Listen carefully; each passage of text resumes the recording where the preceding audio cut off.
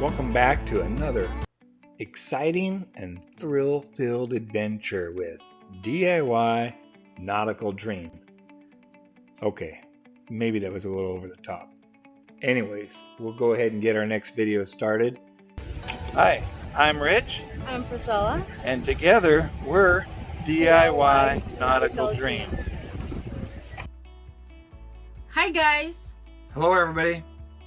Welcome back to another exciting, thrill-filled adventure of DIY Nautical Dream. I'm Priscilla. And I'm Rich. Together we make DIY Nautical Dream. So we're back. Anyways, this episode we got some decisions to make. Yep. So we've compiled a list of 6 boats. And these 6 boats are our short list. These are the ones that Baby and I have decided we want to move forward with. I know 6 doesn't sound like a short list to you, but to us, it's very hard to make a final decision. And so we're going to go through these 6. We're going to talk about our reasoning, and we're going to explain why we made the decision we did based on all the factors we knew at that time during our search. So going forward, we're going to go through these 6 boats and we'll briefly summarize our feelings and likes and dislikes and why we were unable to move forward with them or why we decided not to move forward with these boats. Up first is the Formosa 51 from Cleveland, Ohio. And up second is the Formosa 51 from San Diego, California. And up third is the Formosa 51 from South Haven, Michigan. And up fourth is the Formosa 51 from Bremerton, Washington. And up fifth is the Pearson 53 from Miami, Florida. And up last is the Endeavour 52 from Everett, Washington. In this video, we're going to review the top 6 boats and talk about the reasons why we decided to move forward with the boat we selected to put under contract. Hang on, and we hope you enjoy the ride.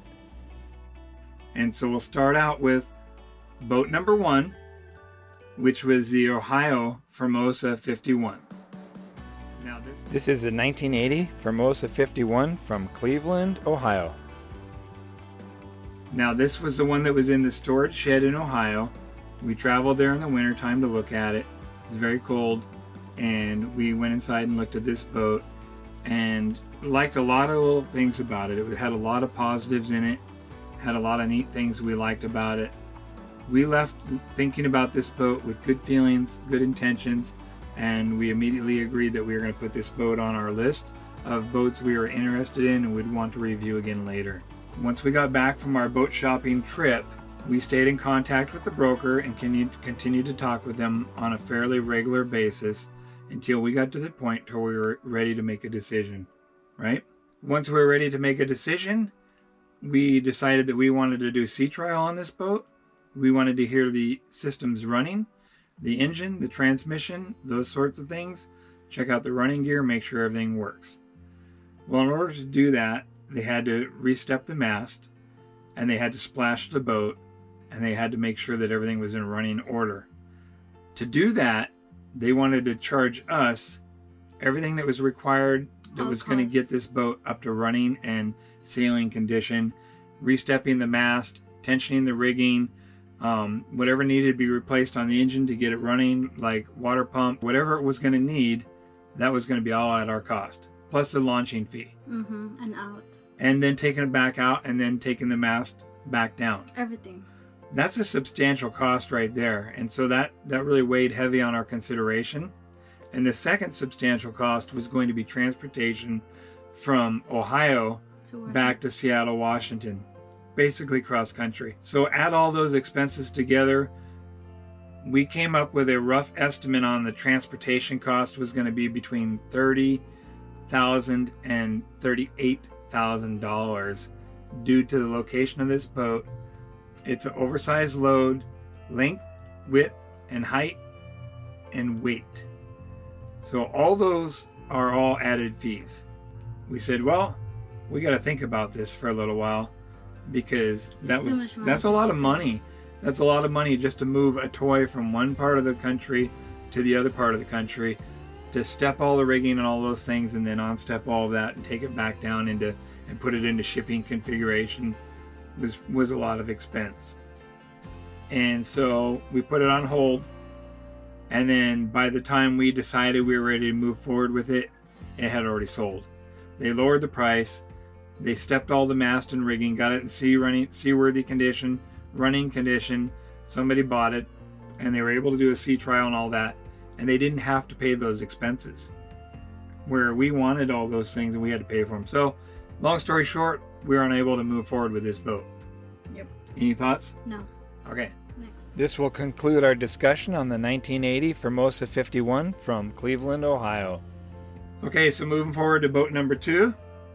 San Diego. Boat number 2 is San Diego. This is a 1974 Formosa 51 from San Diego, California.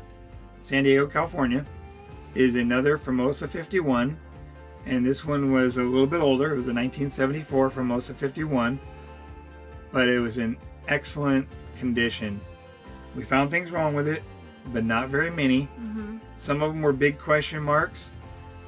Learning what we learned over time, some of those question marks were no longer question marks, but by the time we knew what we needed to know, it was too late in the process. Mm-hmm. At the point where we were ready to negotiate and make a deal on this boat, it had already sold.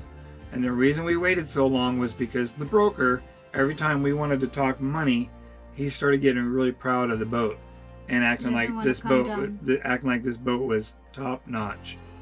But every time we talked to him in person, when we did the walkthrough and everything like that, he was wanting to make a deal right then and there on the spot. But every time we tried to negotiate and talk over the phone after we'd seen the boat and everything, he thought we were kind of really eager to buy the boat, and he wanted to be firm on the price. Things we had to take into consideration about this boat was its location. San Diego, California. Doesn't sound very far away from Washington State, but it's still a long trek. So we would have to basically take it home by sea, which it's no question was it seaworthy. We were pretty sure, everybody felt confident this boat was seaworthy, so we weren't worried about whether it would make it or not. It's just that it's a long trip. For her and I are still working full time. We just got off of a boat shopping vacation, so we didn't have a lot of time we could take off to bring this boat home. Mortgage in San Diego for a boat this size is very expensive. That would have just added to our overall cost. So long story short, we were unable, by the time we were ready to make a decision and he was willing to come down on the price, it was too late. Somebody else had already bought it. That's where we're at on that. Any final thoughts? No. Oh, and the other thing that kind of left us a little bit apprehensive on this boat was the aft cabin arrangement. The way the bed was back there, and the two windows are vertically positioned on the aft transom, which is not how they came from the factory. So there was that whole customization in the aft cabin really was not our favorite. And so we didn't like that. So we couldn't check those boxes.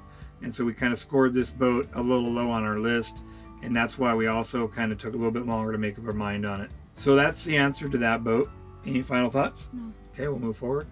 This will conclude our discussion on the 1974 Formosa 51 located in San Diego, California. Okay, so next up on our list, and now we're on to boat number 3. And boat number 3 is the Formosa 51 in South Haven, Michigan. This is a beautiful Formosa 51, some assembly required, located in South Haven, Michigan. And this is the beautiful green and white Formosa 51 center cockpit, some assembly required. But once it's all said and done, you basically have a brand new boat. Mm-hmm. And we really like that about this boat. We like the fact that all the damage, all the repairs are already done, and all we got to do is put it back together. Yeah. Very attractive. I think this is probably something that really weighed heavy on our minds, that we really like that. We like the fact that it's basically going to be brand new. It's going to be built back the way we want it.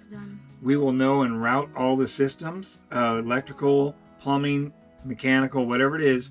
We will be installing those, and we'll know how each and every one of them works. And for a blue water cruising boat, when it's going to break down, it's going to break down away from shore. And so we'd really like the fact that we'd be the ones building this boat back the way we want it. So those are all the positives. The negatives are it's in Michigan, we're in Seattle, it has to be shipped back to us. You start adding the cost of the boat plus the cost of shipping, those two things combined together start to get close to our high limit of what we can spend for our boat. It's almost breaking the boat budget for what we have to spend at the time.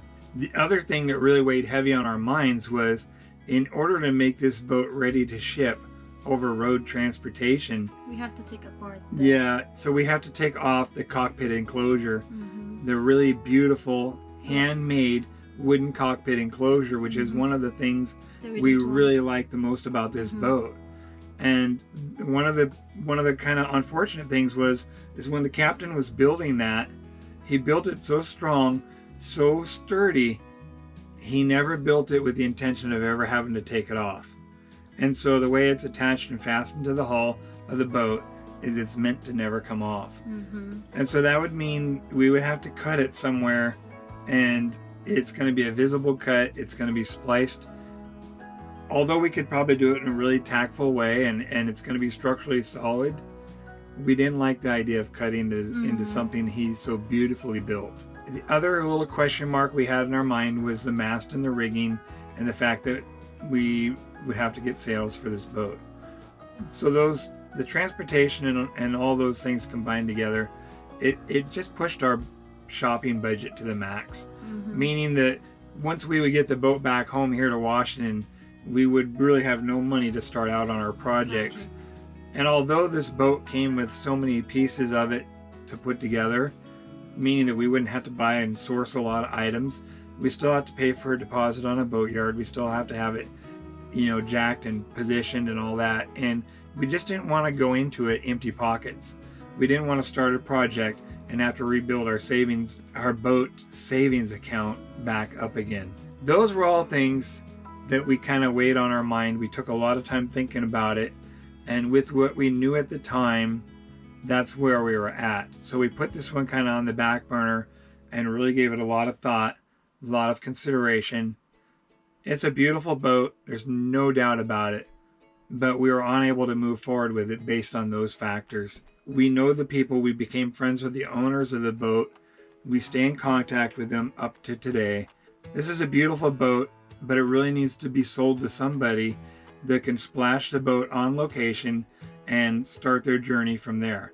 They can reach the ocean from there, as long as they don't stand up the mast and rigging until they clear the lowest bridge.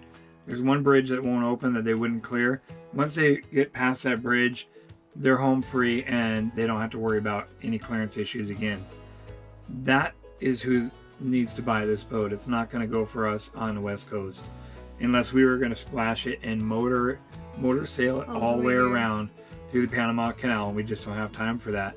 Now, if we were retired, we'd just get in the motorhome, drive over to the location where this boat is at, and we would start from there. And we had no problem doing that, but we're not retired yet. We're still working full time. So that's where we're at on that one. We just couldn't move forward with it.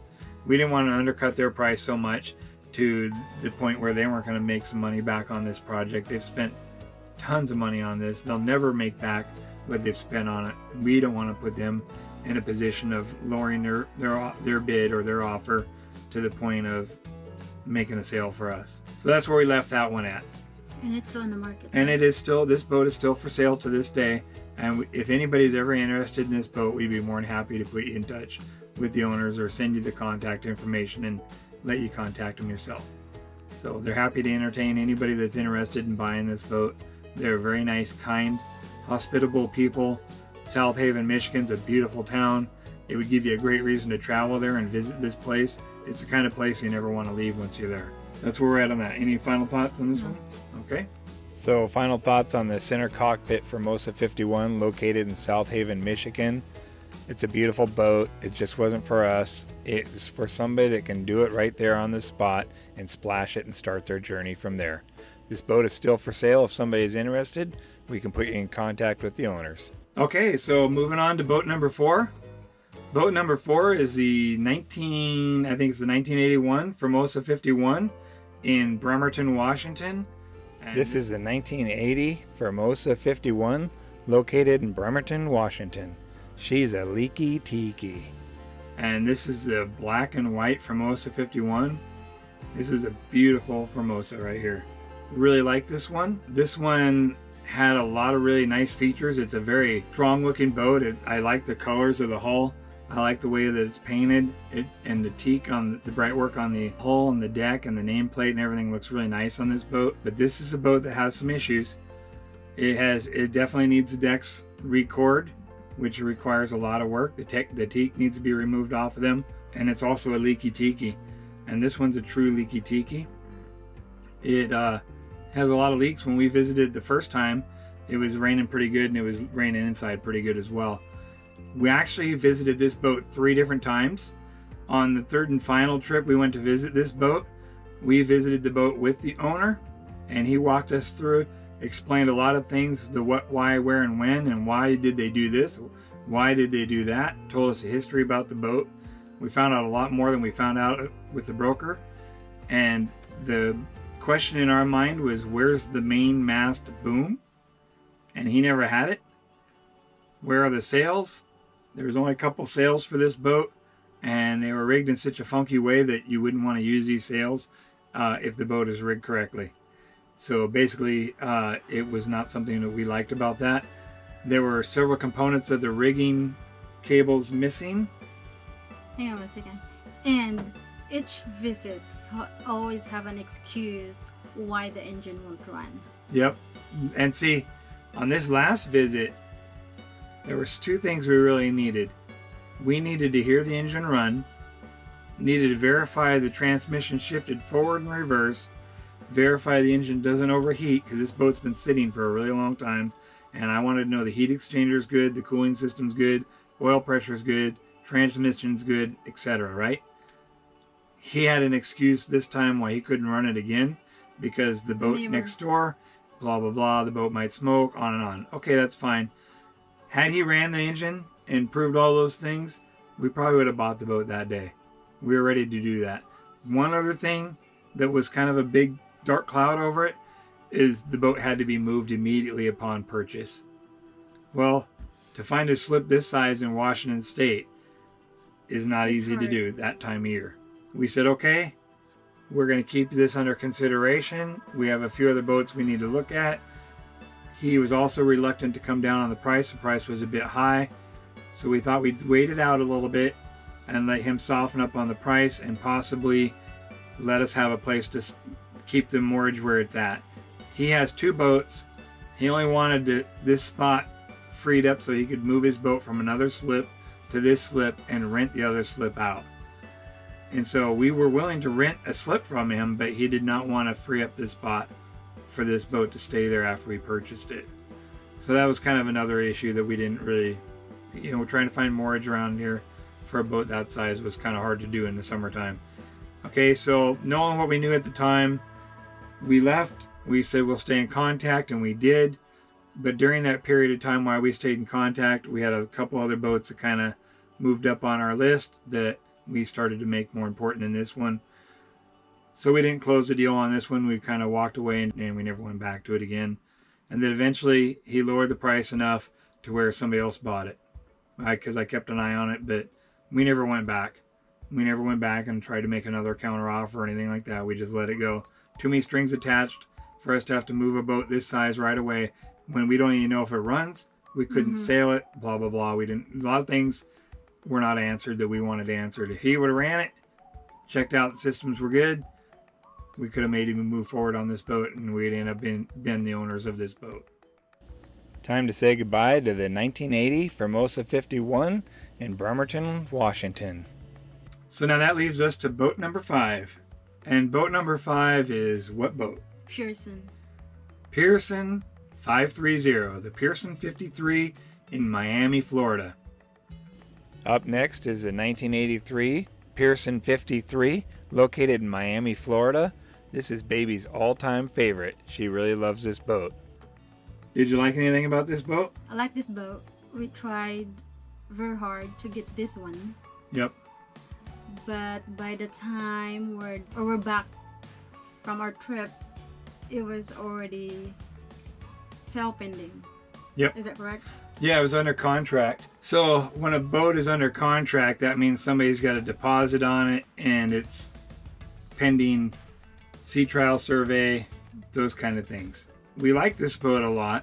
We almost wished we would have went back in time and made an offer on this boat, because the owner even said, make me an offer right then and there. I mean, as we were done looking through this boat, we stood right there on that cement sidewalk next to the boat, and he said, make me an offer. Yeah, because he wants the boat out right away, remember? But we can't do it. Yeah, he wanted it out before hurricane season came in, and he was just, him and his wife were done with this boat. And we just, the biggest unknown to us was, how are we going to get it home? Where are we going to be able to store it so it's safe during hurricane season? Because there's no way we could make the purchase at that time and get it home before hurricane season. Yeah, and we're still in the middle of our trip. Yep. So we waited on it until we got back home, and then we evaluated all the boats on our short list, and at that point it became clear to both of us that this was one of our number one boats, and we wanted to make an offer on it. So once we determined what our offer was, we agreed on it. I said, okay, I'm going to call him. I called him, and it was under contract. Yeah. We did too little, too late, waited too long, and this one went out from under us. Yeah, so that was a little bit of heartbreak for me. Yeah. I really like this boat. And I really like it too. I mean, this is a catch-rigged sailboat. I really am attracted to the catch-rigged sailboats. I liked a lot of things about this boat. We both were in agreement this was a beautiful, solid boat. We know that it had its share of problems. We were willing to overlook a lot of those issues because, truthfully, we are looking for a project boat. And this boat was definitely in our skill set. We were willing to take on all the issues that we could see. I'm sure there was more that we didn't know about, but we were okay with everything that we saw at the time. We were okay taking this boat on. It's just we weren't sure how we were going to get it home, and that was kind of our biggest struggle in our mind mentally. And otherwise, we probably would have maybe pulled the trigger on it then and there when we were on site. Now, again, we'll go back to saying if we were retired, meaning that we're not working full-time anymore, well, then we would have bought this boat, brought the motorhome down there, put this boat on the hard somewhere in dry storage, a hurricane-safe yard, and we would have started our work on it. We would have hauled it out and figured out what we needed to do, and we would have made our home right there in the motorhome on site and started working on it. That's what a lot of people do, but we're just not retired yet. So our job kind of gets in the way sometimes, but it's just the way it is at this stage in our life where we're at. We need something that works for us at this time. So sadly, for both of us, we both really like this boat. I still really like everything I see about this boat. Knowing what we know now, we really wish we would have moved forward with this boat, but time heals all wounds. It comes clear to us why things worked out the way they did, and we just have to say it is what it is. It wasn't meant to be, and we moved on. I'll tell you, if we're ever in the boat market down the road and one of these happens to cross our path and we're willing to consider it, we will buy it. We'll definitely buy it if we're ever in the market again down the road. There's two boats we would totally buy, and this is one of them. So anyways, as far as the Pearson 53 goes, we just couldn't do it, and we had to move on. We couldn't do it because it's under contract. Yep. It's time to say goodbye to the 1983 Pearson 53 in Miami, Florida. So long, Pearson 53. We'll miss you. So now that leaves us to boat number 6, which is our final boat on our short list. And this is the boat. So we decided to put this boat under contract. We've put an offer on this boat, and this boat is reserved for us. Nobody can buy this boat at this time. And this boat is the 1990 Endeavour 52, located in Everett, Washington, and this is a center cockpit 52-foot boat. Up next is the final boat. This is the 1990 Endeavour 52 center cockpit, located in Everett, Washington, our own backyard. It's a beautiful boat. We really liked everything that we saw on the walkthrough. We will be honest and say that it probably didn't live up to what we saw with the Pearson 53, but there's a lot of pluses to this boat that outweigh the Pearson 53. One of the big pluses is location, location, location. We don't have to spend money to ship it to our state. It's basically in our own backyard. Yeah. We can get off work and we can drive up to this boat within an hour and a half after work if we wanted to. So that's close enough for us. It's got a lot of beautiful potential inside. We like the layout of the interior. We like the layout of the deck. We like the look of the hull. It's very shapely and attractive. It's very curvy. It's well designed. It's a beautiful looking boat. We have zero experience with the wing keel, so that is one of those things that we would have to learn about. It has the two tiny windows in the aft transom, so that kind of checks my little box of having two windows in the transom. It's not exactly what I was dreaming of, but in life, check with the galley, yeah, the bedroom, the engine room, mostly. Yep. And so one of the things you'll find when you're shopping for boats as a couple is you both have two different versions or visions of what you're looking for. And you have to compromise. You have to meet in the middle. And I am more than willing to do that because I can have my wife totally on board with my dream that I've had since a child. She's on board with it. She's bought in with it. I'm willing to compromise and find a boat that we both can agree on. The Endeavour 52 is a boat we can both agree on. It's a blue water boat. It meets the minimum requirements that we had in our mind for a blue water boat. It's got a mini sugar scoop transom, so we could get in and out of the water off the transom of this boat if we wanted to without having to climb high over the freeboard side. So that's a plus. There's no dolphin view, which is bowsprit. Yeah, there's no dolphin viewing platform on this boat. So he can compromise on that one. Yep, lost a little ground on that one. However, it does have a little bit of a hangover on the front, so if we really were in waters where there was dolphins, I think we can still go out and hang over. It's a huge boat. Yeah, so we can hang out over the front on this boat anyways if we wanted to. And we're just really happy that we're at this point. It's very hard to get to this point. We have looked at so many boats, and we've looked at more boats than we've even shown or reviewed. We've looked at several of similar models of the same boat. We have traveled everywhere looking at boats.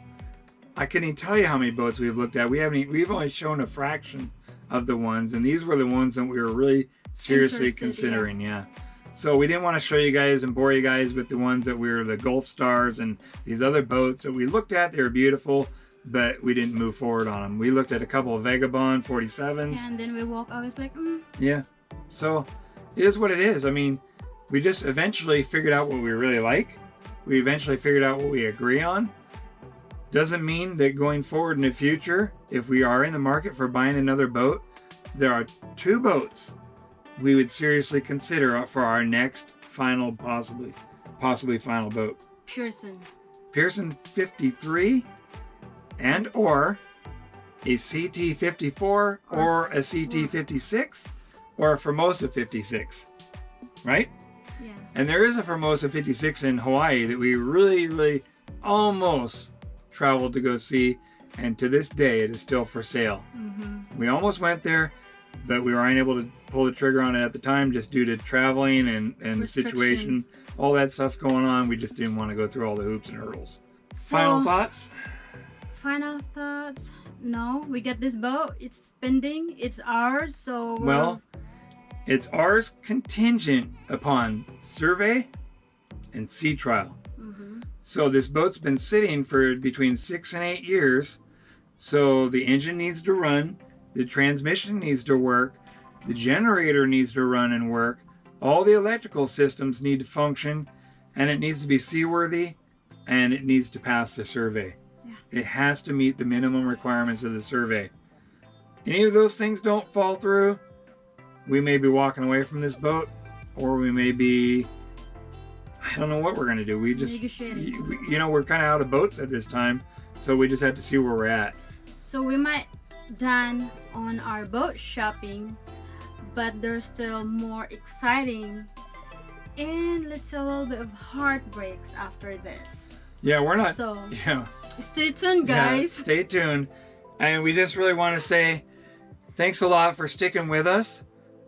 We really want to get this story out about our journey that led us to the final boat that we have to this day. It may have taken a lot of time for us to share our story. Some of our videos were really long, but we didn't want to miss the details. We really want to have this documented for our own future memory, our family and friends and coworkers' memory, and anybody that chooses to follow us from our beginning all the way through. So we just wanted to really have this out here and documented so everybody knows the highs and lows of online boat shopping. It is not easy. None of these boats looked like they were advertised, meaning that the pictures that they had in the ads were nothing like what we saw in reality. Yeah, the pictures could be the verb new when they have the boat. Yeah. Not after it's been wrecked. Or sitting in storage, or sitting moored in the same spot year after year, weathered and beaten down. But anyway, it's been a long road to get to this point. We've been doing a lot of talking. You guys are probably tired of hearing from us, but we're finally at that point where we have a boat under contract, and it is the 1990 Endeavour 52 located in Everett, Washington. Fingers crossed the survey goes well. Up next week will be our survey video, and we're hoping it's a survey and sea trial, and so stay tuned for that. We get to see all the systems run. We get to take it for a ride in the water, and we hope that it passes the survey. It looks like it's a pretty solid boat. We've looked through this boat 3 times up to this point. 3 times. So we haven't shown you each and every time because we don't want to waste time doing all that stuff, but we have looked at this boat 3 times now. Yeah, so just to make sure we are doing the right decision, if this is really what we want to move forward. So what we're really looking for is we really need a big sign. We've prayed about this. We've thought about this. We have waited on this. We're trying not to rush into it emotionally. So we really need a big sign that this is the right boat for us. Something that just really helps us out. And so that's what we need. It looks like it's good. I'm not a surveyor. I'm not a rigger. There's a lot of things I'm sure that we're probably missing on this boat, but we're hoping that all in all, it's going to be an all right deal and it'll pass. Mm-hmm. We just want to say thank you for watching, and thank you for subscribing. And if you're not subscribed yet, please subscribe down below. Yep. And don't forget to like and comment down below. And we appreciate and try to answer each and every one of your comments. And please keep it friendly. And we will keep it friendly back. And we just ask that you enjoy the journey with us. And let's all have fun watching, see what happens next. Thanks again. See ya. We're finally at that point where we have a boat under contract, and it is the 1990 Endeavour 52 located in Everett, Washington. Fingers crossed the survey goes well. Now there's a nice looking shell. I'd keep that one. And what's that? My idea. Oh, we got a boat coming. It's this guy.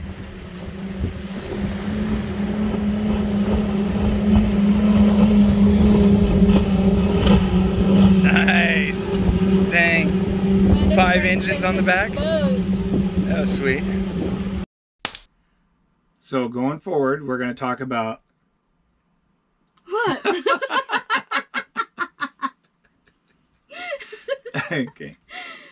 Okay. Did you have anything you wanted to add? No. We're good so far? Mm-hmm. Okay. Hi guys. You guys. Oh, okay. All right. Okay. Okay. Good. Okay. I know my part now. Hi guys. Hi guys. Okay. It's very normal. Okay. Okay. Ready? I was born ready. Welcome back to another episode. Hang on a second. Okay. When you say welcome, I'm helping you here. Just listen. Okay.